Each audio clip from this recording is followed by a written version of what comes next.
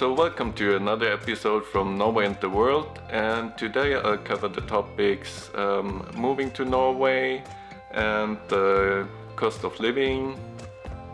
Yeah, that pretty much sums it up for today because it's quite a lot to cover actually. Okay, here comes the intro.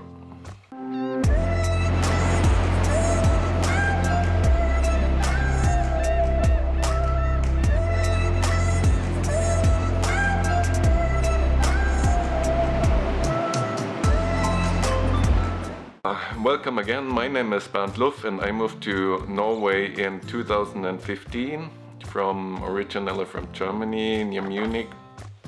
And what I will cover today is study visa, tourist visa, regulations for citizens of the European Union and the European Economic Area, and something called working guest, which many of you may know as like work and travel.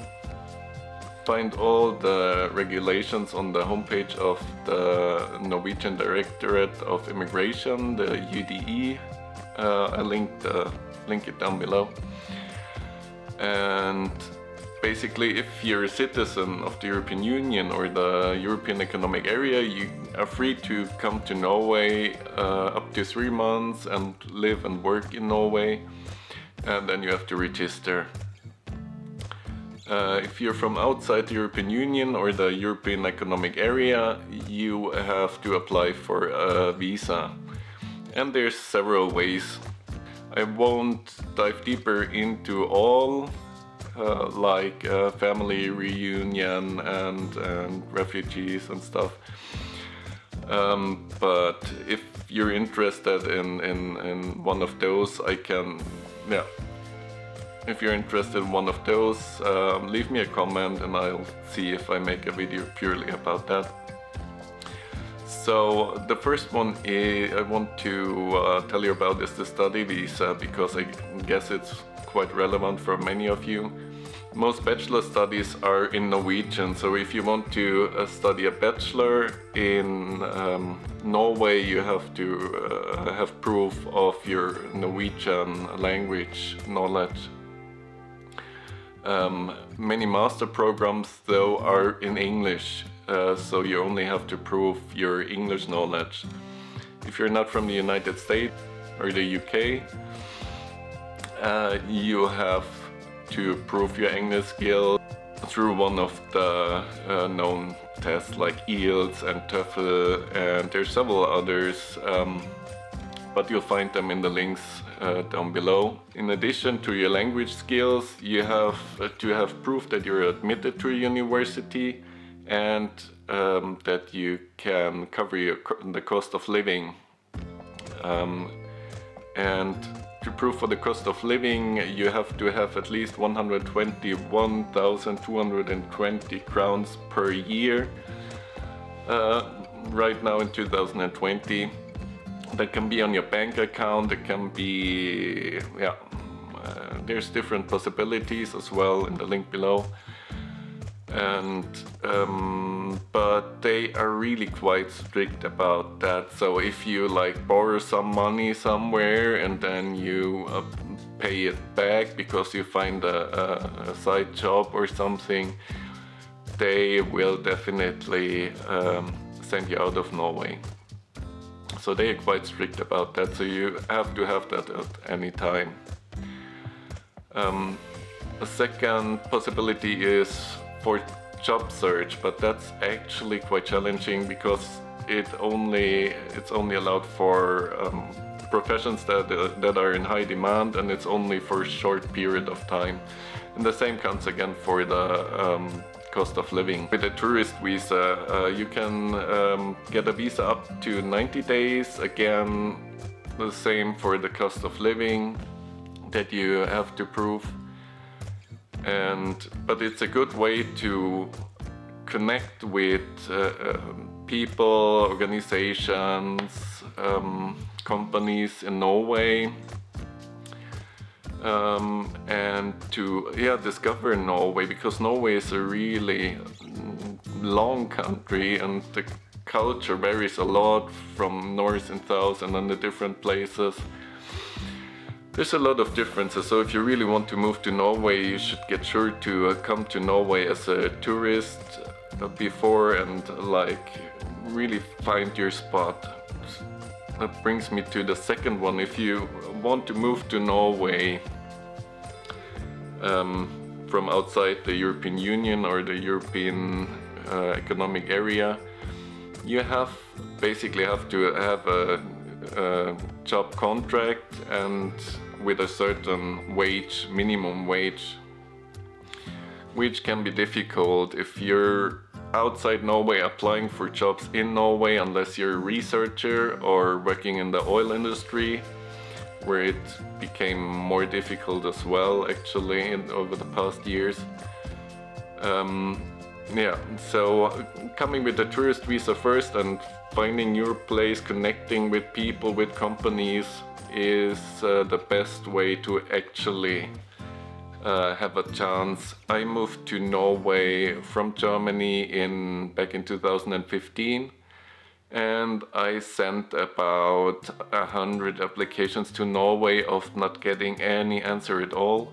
Because when you're from outside Norway and you're applying for jobs that require Norwegian language skills, they will typically assume that you don't speak Norwegian, no matter what you write in your application or what proof you have. And in addition comes that it's a lot of paperwork to get the work permit and everything. So, and you're competing against a lot of people from the European Union and European Economic Area.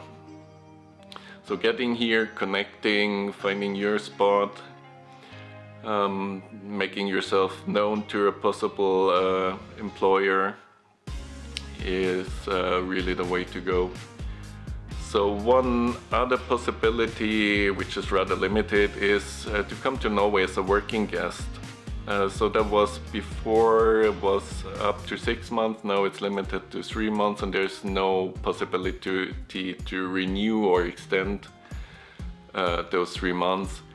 And it's for people between 18 and 30 years old, which you know it usually is work and travel, like you work on a farm or something similar, you get accommodation and food and pocket money. The pocket money, I didn't find anything accurate how much it is now. When I came in 2015, it was 3,000 crowns per month minimum.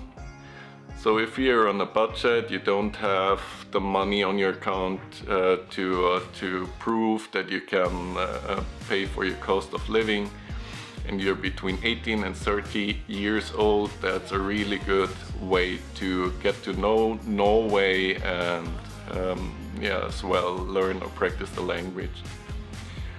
Okay, so for the cost of living, for accommodation, you have to expect for the cost of accommodation, of course it varies a lot from the big cities and the countryside again, but you have to expect about 10,000 crowns for a flat in the city of a rather small size, like single person, young couple, and you get it for 7,000–8,000 on the countryside. If you have a family, of course, that you're up to 14,000–16,000 crowns in the city. Especially Oslo and Tromsø, I think, are about the most expensive cities, but yeah. Beside the house rent, of course, you have electricity as well. Water is included in the electricity. You may have 600 crowns for electricity, and in winter, due to the fact that a lot of heating is with electricity, during winter maybe 1,500 crowns. And then in addition you have of course TV and internet, which is 1,000 crowns per month. Yeah, so basically you're around the rent plus 2,000 and you're usually good to go. So in Norway you have a density of 13 per 8 humans per square kilometers. I just have to read this from my, my screen. Or 35.7 per square mile. So there's not so many people here, and if you consider that most of the people are living in the city, there's vast areas with very few people, which makes it difficult for public transport as well. So if you're in a city, you usually can use public transport. As soon as you're living a little bit outside, it can be difficult. So chances are pretty good that you need to buy a car. Cars are rather expensive in Norway because of a high tax. Except electric cars that are actually quite cheap compared to most other countries. Like the new Tesla Model 3 is starting from 356,000 crowns in Norway. And for a used car, if you want to have an okay used car, about 150,000 crowns. And you definitely want to go for an okay car, because unless you're a car mechanic yourself, it gets pretty expensive if you have to go to the garage all the time because there's something broken. It's really expensive, so better invest the money, a little bit more money in a okay car. To the car comes of course prices for fuel, which are actually quite okay. It's between 14 and 17 crowns per liter. I have to drink. Cheers. Cold coffee. Okay. The next point, we have public transport. If you're living in a city or very close to a city and are able to use a bus, you usually pay between 600 and 800 crowns per month for this monthly ticket. Yeah, that was transportation. Next point is food.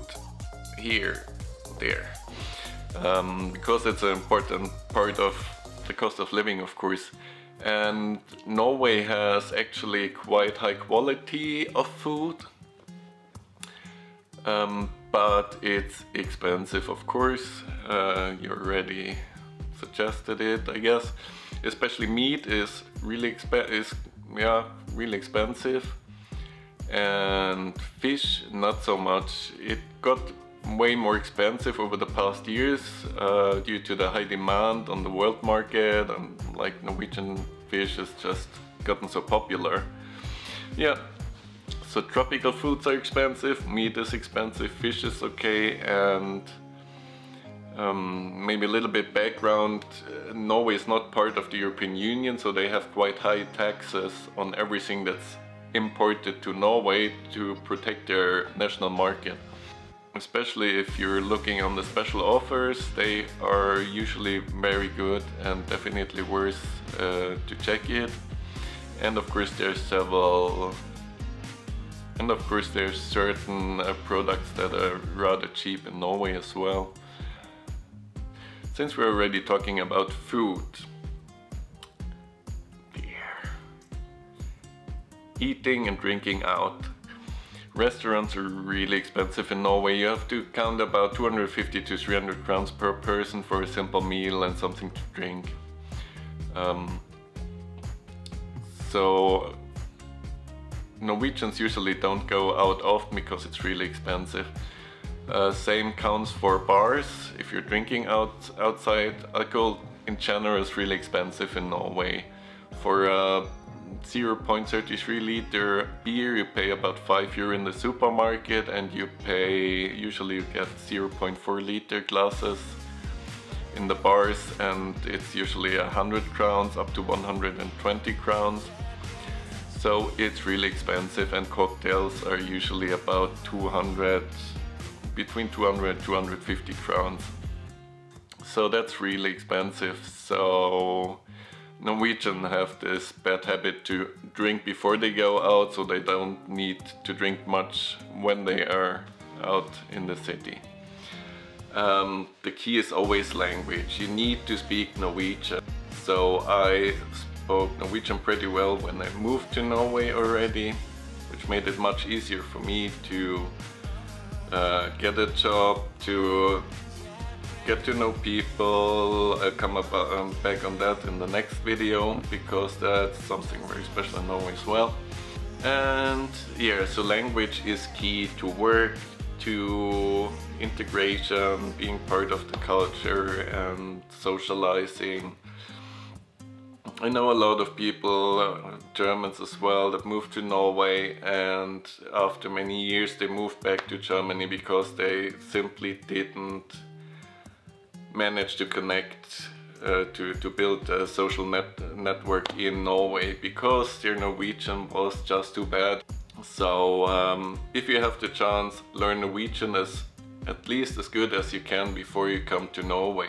I know that's pretty hard, because the Norwegian courses you find are usually very basic. It's like if you are on holidays in Norway, so you can order a cup of coffee Norwegian or something. So it can be challenging, but look on the internet if you find any Norwegians near you that might help you. And there's certain software programs as well that can help you. Just try your best to learn Norwegian. It's really an easy language, especially if you're from Central Western Europe, and I guess if you're English speaking as well, it's not that difficult, because there's a lot of similarities. So, but keep that in mind. Language is really, I come back on that next time as well, because language is really important part, both regarding work and social life and living in Norway.